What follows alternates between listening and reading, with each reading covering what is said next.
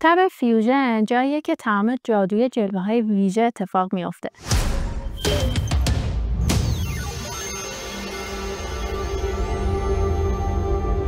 سلام، من مهسان و خوش اومدین به داوینچی شو. پیام‌های زیادی داشتم ازتون که کار با نت‌های تب فیوژن رو متوجه نمیشید و واسهتون گنگ و نامفهومه.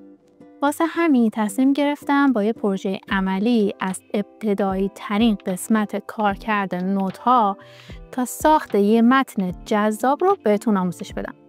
البته ما داخل این ویدیوی بالا با تب فیوژن کار کردیم و یه ریلز ترند ساختیم، اما خب توضیح تخصصی راجع به این تب ندادم. پس اگه میخوای از صفر با این تب آشنا بشی، اول لایک کن، بعد سابسکرایب کن. حالا بریم داخل نرم افزار.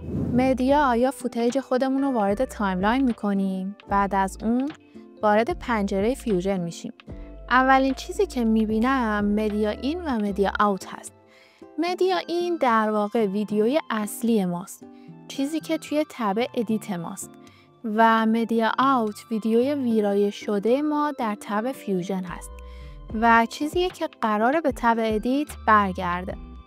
خب داخل این ناحیه نوت‌ها کلیک میکنم تا همه چیز از حالت انتخاب در بیاد و بعد روی تکست پلاس کلیک میکنم. حالا میخوایم بدونیم نود چیه؟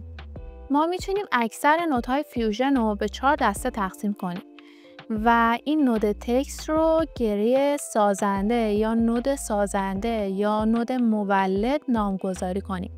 حالا یعنی چی؟ یعنی این که خود گره نوعی تصویر تولید میکنه. حالا چه رنگ باشه، چه تصویر واقعی، چه متن یا هر چیز دیگه ای. یعنی در واقع نوعی داده تصویری توی خودش داره. حالا میریم سراغ اینسپکتر. اینسپکتر به ما اجازه میده تا تنظیمات هر نود رو ببینیم. وارد تکست باکس میشم و مثلا داوینچی شو رو تایپ میکنم.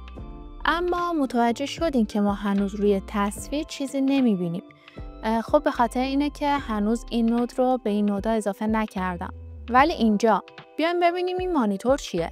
در واقع کار این مانیتور به ما حالت فعلی هر نود رو نشون میده.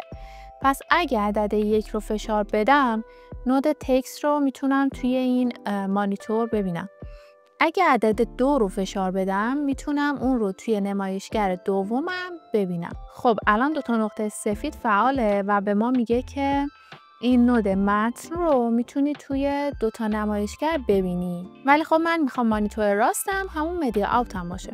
خب حالا چطوری میتونیم این نود تکست رو به ویدیوی خودمون اضافه کنیم؟ اینجاست که نود مرج وارد میشه. مرج یعنی ادغام و ما چند تا راه برای اضافه کردن این نود داریم. حالا من روی مدیا این کلیک میکنم و بعد روی مرج کلیک میکنم. میبینید که به طور خودکار این نود رو اضافه میکنه و بعد برای اضافه کردن متنم از این مربع تا مثلث کلیک میکنیم و میکشیم و حالا متنمون رو میتونیم روی تصویر ببینیم. اما خب لازم نیست که تمام این مراحل رو طی کنیم. در واقع ما یه راه میانبر هم داریم. حالا من با کلید بک اسپیس مرج رو حذف میکنم و میام مستقیم این مربع رو به مربع مدیا این وصل میکنم. خودش به طور خودکار یه نود مرج اضافه میکنه. راه سوم هم نود مرج رو جدا و نود تکست رو جدا میارم و به هم متصلشون میکنم. خب حالا این مثلث و مربع چی هست؟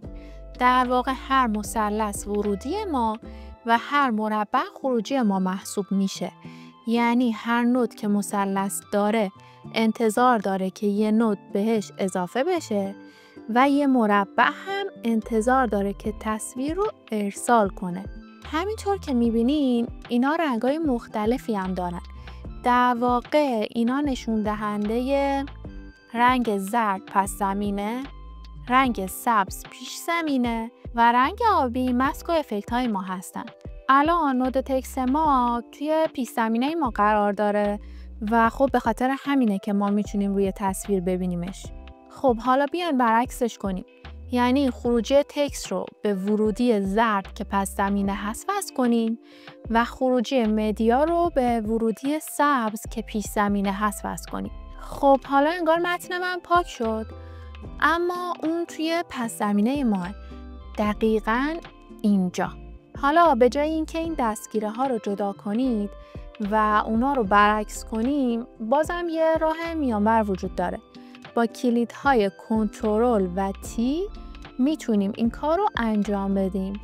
به طور خودکار خودش عوض میشه و دیگه این کار رو برای ما راحت میکنه. بیایم بریم توی صفحه ادیت و ببینیم متنمون اونجا اضافه شده یا نه.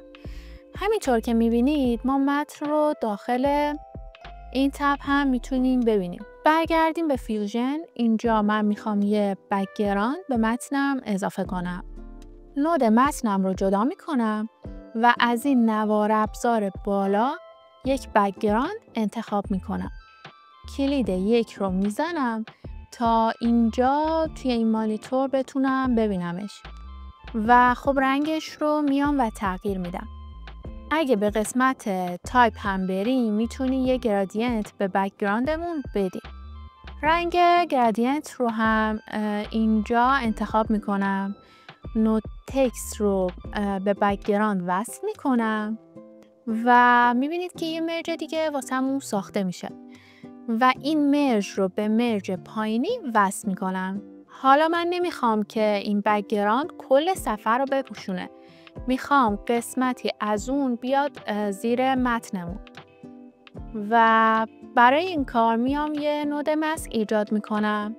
معمولا وقتی حرف از ماسک میشه شما به بریدن چیزی از یه تصویر فکر میکنید که خب این کاملا درسته، اما یه قابلیت فوق‌العاده‌ای که ما توی داوینچی ریزالو داریم اینه که میتونیم این ماسک رو تو حالت سیاه و سفید ببینیم و خب این یعنی این که ما میتونیم ببینیم که این ماسک چه چیز رو از خودش عبور میده یا در واقع نشون میده و چه چیزی رو حذف میکنه.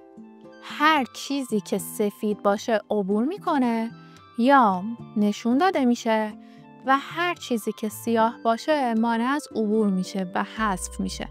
همینطور که اینجا میتونید ببینید. حالا نودش رو به بک‌گراندم وصل میکنم. میبینید که قسمت سفید نشون داده میشه و قسمت سیاه حذف میشه و اگه اینورت رو بزنم این کاملا برعکس میشه. اندازه کادرم رو درست میکنم و نوشتم رو چپچین میکنم و توی قسمت لیاوت جای متنم رو در کادرم درست میکنم. برمیگردم به نود رکتنگل و کورنر ریدیوس رو افزایش میدم تا لبه هاش گرد بشه. میتونید تنظیمات دیگه مثل صاف ایج رو هم تغییر بدین یا خب اگه دوست نداشتین تغییر ندین. من این فونتم رو خب دوست ندارم و میام اینجا و خب تغییرش میدم. حالا میریم سراغ نود افکت. نود افکت در واقع هیچ داده تصویری درون خودش نداره. بیان با هم ببینیم. میرم سراغ نود ترانسفورم. اول مطمئن میشم که هیچ نودی در حالت انتخاب قرار نداره و بعد یه نود ترانسفورم اضافه میکنم. خب این نود رو با زدن کلید 1 به مانیتور اولم میارم. همینطور که میبینید چیزی داخل این نود نیست و هیچ چیزی رو نشون نمیده. خب حالا بیاید ببینیم که این نود رو بعد کجا قرار بدیم.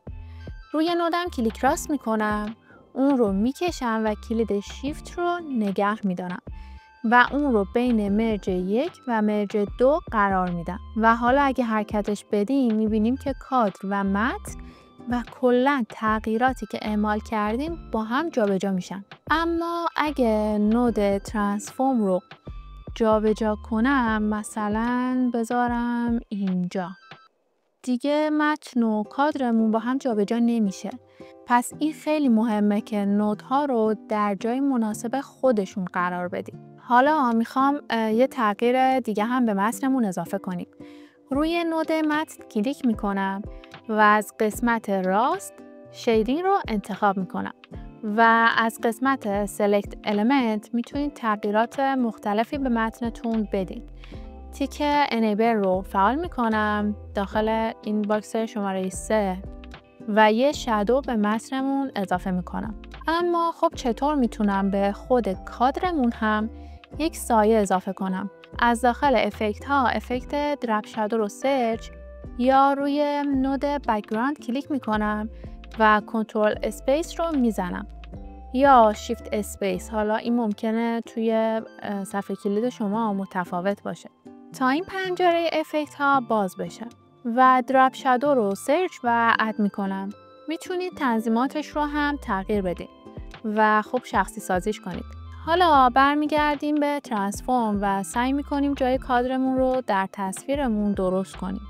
مثلا این گوشه به نظرم خوبه. حالا بریم ببینیم که این تایملاین توی فیوژن چطوری عمل میکنه. این قسمت تایملاین شماه که این تایملاین مبتنی بر فریمه. مثلا این ویدیوی ما از این تا این تعداد فریم تشکیل شده. پس ما اینجا تعداد فریم رو میتونیم ببینیم. اما میتونیم بریم داخل تب ادیت و مثلا CTI رو اینجا بذاریم و برگردیم به پنل فیوژن و کی فریم گذاریمون رو انجام بدیم. CTI توی هر دوتا تب از هم پیروی میکنن. خب میریم روی نود ترانسفورم. من میخوام این کادر رو از خارج از تصویر بیارم داخل تصویر. پس یک کی فریم اینجا قرار میدم و یک کی فریم دیگه یکم جلوتر، مثلا اینجا خوبه، و با این فلش کنار کی فریم بهش میگم که شما برگرد به کی فریم اول من. روی این کی فریم کادرم رو از تصویر خارج میکنم.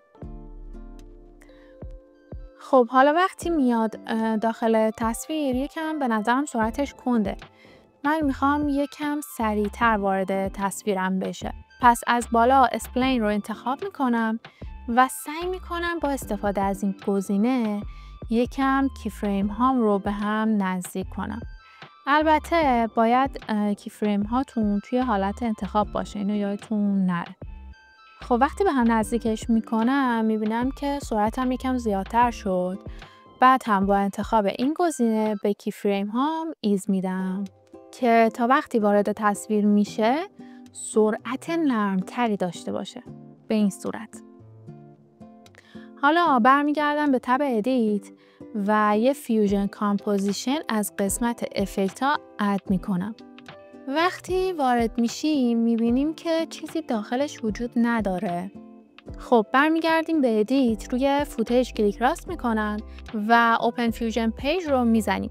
حالا با استفاده از کنترل C این نودها رو کپی میکنیم و برمیگردیم به ادیت و حالا وارد فیوژن کامپوزیشن میشیم و نودها رو با کلیدهای کنترل V کپی میکنیم.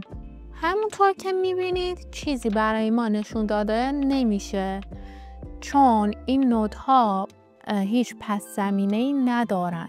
پس من میام یه نود بک‌گراند اد میکنم و خروجی رو به ورودی مرج وصل میکنم. از این قسمت آلفا رو 0 میکنم.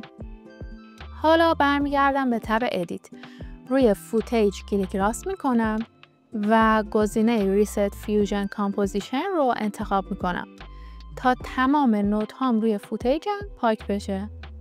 حالا میتونم این رو به عنوان تمپلیت آماده هم ذخیره کنم تا توی پروژه‌های دیگه ازش بتونم استفاده کنم. پنجره پاور بین رو از این قسمت فعال میکنم. حالا یه پوشه میسازم به اسم متن. بعد فیوژن کامپوزیشن رو کلیک و درگ میکنم داخل این قسمت. حالا دیگه هر زمان که بخواید میتونید این تمپلیت آماده رو توی پروژه‌تون استفاده کنید. میتونید از قسمت فیوژن تنظیماتش مثل اسم فونت و هر چیز دیگه رو هم تغییر بدیم. الان که تنظیماتمون اوکی شد، من دوست دارم که لوگو رو هم به این قسمت اضافه کنم.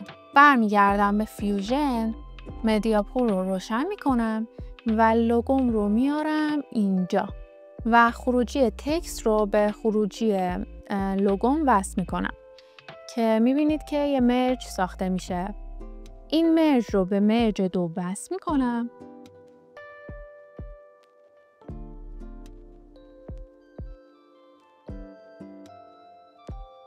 یا اینکه یه ترانسفورم دیگه بین مرج 3 و لوگو میذارم دقیقاً اینجا و از اینجا سایز و جای اون رو تنظیم میکنم.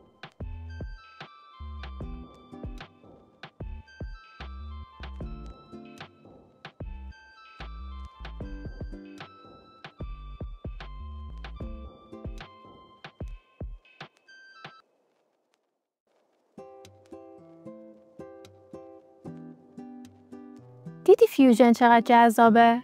همه چیز با نودها خلاصه میشه. اصلا هم ترسناک و سخت نیست.